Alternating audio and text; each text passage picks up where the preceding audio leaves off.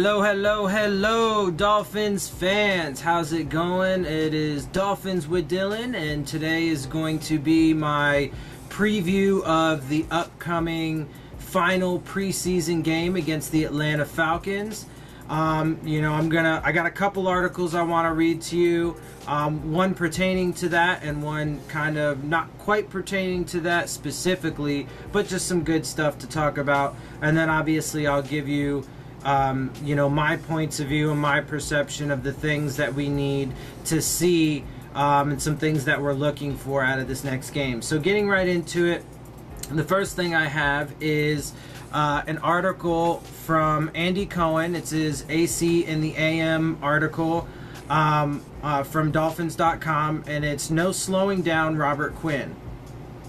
It's such an impressive sight, Robert Quinn contorting his body so close to the ground, using that balance and speed to get past an offensive tackle, finishing his route to the quarterback with the type of burst you would expect from a top-tier pass rusher. We've seen it play out quite a bit lately, first on the practice field and then in preseason games. It is quickly becoming apparent that Quinn is still the player he was when he produced a remarkable 40 sacks over a 3-year, 2012 to 2014, span with the Los Angeles Rams. That he is no longer slowed by injuries, and that the switch back to defensive end from linebacker was exactly what his career needed. Yeah, dude, I think we're going to get, I'm telling you, we are not going to be, dead last in sacks this year. I think our entire defensive line is going to be sick nasty. There's just something about when you walk into a place and you get this feeling like you're supposed to be there. Quinn said upon his arrival this past offseason. I got one of those feelings being here. It's exciting. Exciting for Quinn and certainly exciting for the Dolphins. He could very well be the final piece this defensive line needed to have a dominant pass rush. Got a feeling when we rank this team's offseason moves at the end of the season, the trade that brought Quinn here will prove to be among the most prudent. I know this. I'm really glad we made that trade, said Coach Adam Gase. Think about the possibilities. Cam Wake on one side, Quinn on the other. Then add Charles Harris and Andre Branch into the mix in passing situations. Wouldn't mind seeing William Hayes part of that group either. The Dolphins are relying on this pass rush to be the dominant element of this defense, to make things easier for the secondary and to produce enough negative plays to take some heat off of the rushing defense as well. Quinn is so important in making this happen. While Wake at 36 years old remains the leader of this line and could certainly put together another double-digit sack season, it is clearly Quinn who has the biggest upside. He is 28 years old, prime time. He is back at defensive end where he feels his talents are best suited after the Rams experimented with him as an outside linebacker. It all seems there, an excellent fit for both the player and the team. The last 3 seasons have largely been a struggle. Injuries forced him to miss about half the games in both 2015 and 2016, and then last season. He bounced back with 8.5 sacks despite having to learn that new position. Quinn makes no secret in how much he prefers lining up at right defensive end, how it better enables him to use his speed and his balance, and, of course, allows him to bend his body to so low to the ground, that first-timers have a hard time believing what they're seeing. He's a unique athlete, said Dolphins defensive coordinator Matt Burke. He bends probably as good as anybody I've ever been around. It's weird to watch sometimes, to be honest with you. He's come off the corner and sometimes you think he's actually rushing too high and gets past the quarterback. Then he turns his foot and plants it and bends it. His knee is about 2 feet off the ground and he can really hug it. It's pretty fun. And awfully successful. Carolina veteran offensive tackle Matt Khalil is generally considered among the best at his position. He was the 4th overall pick in the 2012 draft and started all 16 games last season at left tackle. But he couldn't slow down Quinn, who had 2 sacks and about a quarter of work against Khalil and almost had a third. Then he did add a third against Baltimore last Saturday night. When you play quarterback, you can just feel him coming all the time, Gase said of Quinn. He's disruptive. It's just consistent. Said Quinn, I'm just one piece of the puzzle. We have a lot of talent on this defensive line. Low-key, modest, Quinn's personality off the field couldn't be more different than the man behind the sacks. He's generally embracing this opportunity, seems to really enjoy feeding off of Wake, and has proven to be an invaluable asset to someone like second-year defensive end Charles Harris. Seeing him practice and seeing him going through cornering drills and stuff, it's like, dang, how did you do it? Harris said. It also motivates me. Seeing him go through all of that is like, I've got to get my stuff together. Quinn has overcome a lot to get where he is today. He was diagnosed with a brain tumor in high school. They initially told him he might not even make it out of the hospital. He proved them wrong in a hurry. The surgery was successful and there have been no problems since. I get a checkup once a year and make sure it's not doing anything crazy, Quinn said. It's been almost 11 years. Hopefully it's found its resting place and leaves me alone. As long as I wake up with a smile, it's a blessing. With no health issues and with so much trending in the right direction, Quinn can focus on this team and this season and, of course, doing what he does best, which means getting after the quarterback in his own very unique and successful way. Indeed, there is plenty of bend in Robert Quinn. There is also no break. Bruh, I'm telling you, our D-line is going to be nasty. I think our linebackers are going to be vastly improved especially as the year goes on, and our secondary is definitely going to come into its own as well. Okay, so there's that for you. Let's see, and okay, I have one more article. This one actually pertains to this upcoming game. It's a Dolphins Wire article, and it's 5 keys Dolphins to watch versus the Falcons. 5 keys to watch for the Dolphins, offensive keys in this article. The final week of the preseason is finally here, and that couldn't come soon enough for most fans. By week 4 of the preseason, teams have a good grasp on who their starters are going to be. Week 4 against the Falcons will be the same for the Dolphins as they round out the bottom of their roster. Here are the 5 Dolphins to watch on offense against the Falcons. Okay, number 1, Zach Stirrup. The Dolphins have been happy with Stirrup and what he brings to the table as a backup offensive tackle. He has impressive size at 6'9", 318 pounds. Stirrup should see significant playing time at both left tackle and right tackle as he's competing for a roster spot. Sonoris Perry. There has been an open competition for the 4th running back spot on the Dolphins. Perry has flashed some explosive running ability, but unfortunately, a couple of his runs were called back. Perry is competing with Buddy Howell and Jeremy Langford for the 4th running back spot. Look for Perry to cement his place on the Dolphins roster Thursday night. Okay, next is Isaiah Ford. Ford was off to a hot start at the beginning of training camp, but has slightly faded during the preseason. He did have a nice touchdown grab against the Buccaneers week 2. Against the Falcons, Ford should get an opportunity this week to take control of the 6th receiver spot. It will be a fierce battle between him, Rashawn Scott, and Francis Owusu. And then the next one is Francis Owusu. Speaking of Owusu, he has an excellent chance to grab onto the number 6 receiver spot as well. Owusu offers very similar ability that both Ford and Devontae Parker offer in the red zone. He has shown body control to make some tough catches. It will be interesting to watch Owusu and Ford battle for that final spot. It could be said that the Dolphins' backup quarterback situation is a mess. The last one is Brock Osweiler. The reality is the situation gets blown out of proportion. Osweiler has struggled, but he has also been behind the second-team offensive line and has had to work with receivers fighting for a roster spot. The veteran quarterback is familiar with the offense, which does work to his favor. Look for Osweiler to get a chance to command the offense for an entire half with the hopes of building a rhythm. The Dolphins are rounding out their roster and have a few spots for grabs. The backup quarterback situation and the 4th running back spot and the final receiver spot are very intriguing. Okay, so there you have it. That's what, they perceive to be the big, things, at least on offense. That was their offense. I didn't see one for the defense. But anyway, so as far as I'm concerned, obviously, the generalized ideas is we want to see improvement. We want to see consistency out of guys and stuff like that. So I'm going to break it down position by position and tell you what I think. So starting at quarterback, the backup spot, it looks like I haven't heard anything about Bryce Petty's oblique injury. So as far as I know, he is still out and will end up missing the game. As far as I know, I haven't seen anything to the contrary, so I expect that he'll probably miss the game, which is unfortunate because I've been saying and think that he should be elevated above Brock Osweiler because Osweiler sucks, in my opinion. But so, having said that, it's going to come down to Fales and Osweiler, and somebody needs to, do something. I really personally don't want us to keep 3 quarterbacks. Fales and Osweiler are not eligible for practice squad. I don't know if Petty is, if he would be able to be put on there. But I would rather us have, another spot taken up from another position rather than having 3 quarterbacks. But it is what it is if we end up doing that.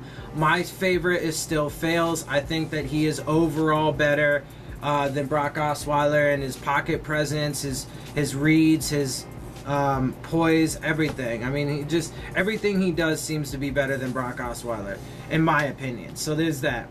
Next, going to the offensive line, we definitely need to see some of these second and third team guys, really show some consistency, step up, and show that they deserve to be, the backups. Ted Larson, I don't know if he's going to play. He still has, he's been nursing an injury since practice, I think, yesterday or the day before, so I don't know if he's going to play or not. Zach Stirrup is definitely interesting to look at. Then they have Isaac Asiata, who was one of our draft picks a couple years ago, or whatever, last year, the year before, something like that, I don't remember. But anyway, so, it'd be interesting to see if he can elevate himself on the depth chart, tackle Eric Smith. So there's some definite intriguing opportunities for guys on that offensive line, and they definitely need to step up and show that they are capable of, playing at a high level, so that way, God forbid, if anything does happen to any of our starting 5 for any amount of time, they are able to come in with little to no drop-off.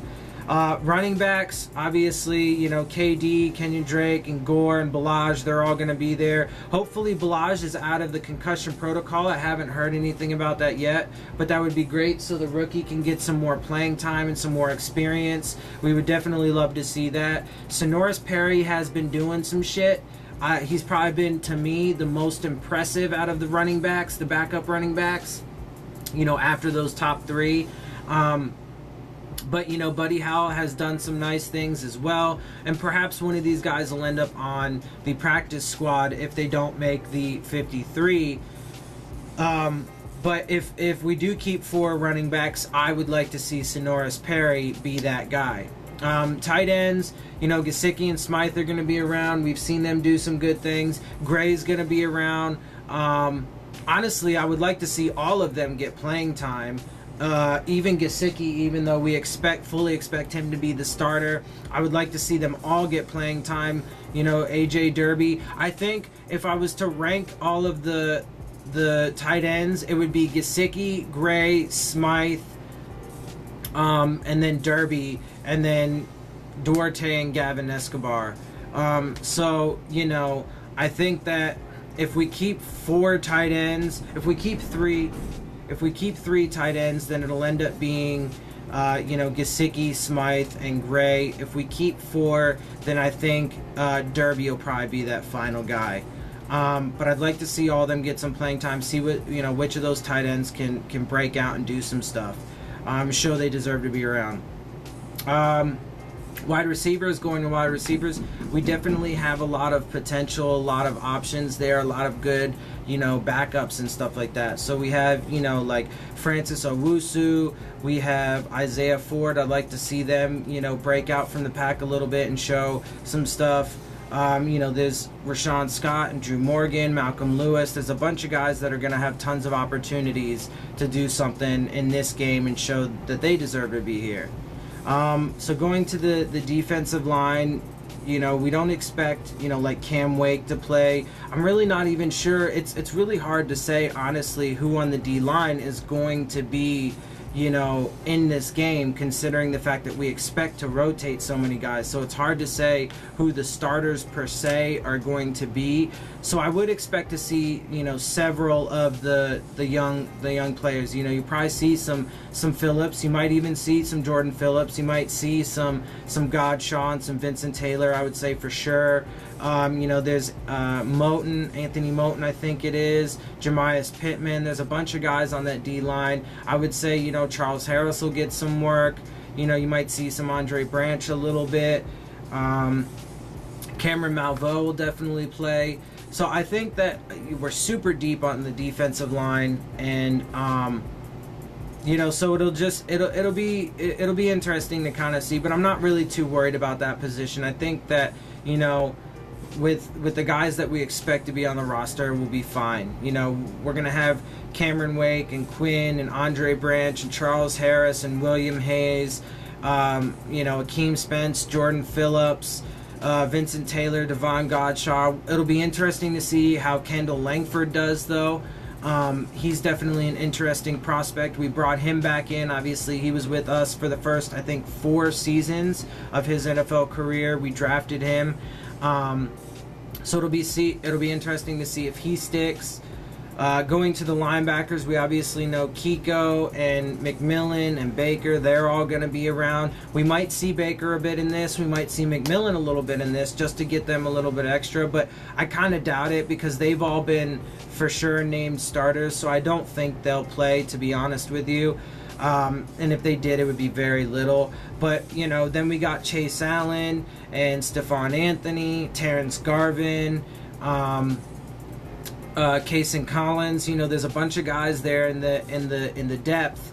And I think we do have solid depth, actually. I think Chase Allen will stick around. And Stephon Anthony, I think, will probably stick around. I think they'll all be on the roster. But it'll definitely be interesting to see which of those guys can kind of break away and help solidify their position on this team. And then getting to the secondary, this is obviously one of the biggest questions on the defense, as is which of the cornerbacks are, gonna pick it up. I mean, our safeties are basically set. Jones, McDonald, Fitzpatrick, they're gonna be stellar. We're gonna have some of the best safeties in the league this year all around, I would be willing to bet, even though it looks like Fitzpatrick may end up playing in the slot a bit, at least for a while, but I hope that does change. And one of the things that I'm definitely going to be keeping an eye on for myself personally is this cornerback position battle, because I would love to see Minkah be able to play in primarily free safety with McCain in the slot. But we need a cornerback to step up. So, you have Lippett, who's going to get playing time. You have Torrey McTyer and Cordray Tankersley are going to get playing time. Cornell Armstrong, our draft pick from this year. Maurice Smith. Jordan Lucas. These are guys that are, they're backups, and those last 2 guys are safeties. But, we definitely have a lot of depth there too. I really think this is probably one of the best years we've ever had, and certainly recent memory, and as long as I can remember, where we've had probably the best depth that we've had in, like I said, as long as I can remember. So I'm really intrigued about that and really happy about that, and I can't wait to see it. Plus, I'm also super excited after this game. We're getting ready to do the cut down, so I'm really excited to see who the final 53 and 10-man practice squad is going to be. And obviously I will do a video for you guys on that, to break down the roster, tell you guys if there was anything that I feel was a surprise, or if it shook out kind of what I thought, and hopefully, you guys leave some comments and tell me what you guys think as well. Because I'd be interested to see, your thoughts on how the roster shook out and everything like that. Plus, also too, like I said, we do have a lot of depth, so I feel like there's going to be some really tough choices across the board on tons of positions. Running back, receiver, cornerback. Lots of defensive line. There's going to be a lot of tough decisions this coaching staff is going to have to make. So, hopefully we can get by without losing too many really good prospects. Hopefully we can stack the 53 with not just a solid core of starters, but, really good depth, and then pack in, a good amount of depth, high quality depth into the practice squad as well. So, that's my breakdown, guys. That's how I feel about it. That's what I see. That's what I'm feeling right now. So, let me know what you guys think. Definitely leave comments, questions if you have any of them for me. Definitely please, hit the subscribe button. That is the most important thing. Also too, if you want to, get the updates on my videos, you can hit the little bell and you'll be notified about it. Hit the like button, share it with your friends. I'm trying to, grow and expand as fast as possible. And like I've said, guys, the faster I grow, the bigger I grow, the more I can do for you, the better quality my videos will be, all of that stuff. And the more I'll be able to put into them, the more interactive I'll be able to get, and so on and so forth. So with that said, guys, I hope you enjoyed it. I don't think I didn't see any interviews for you today, so I'm going to leave it at that.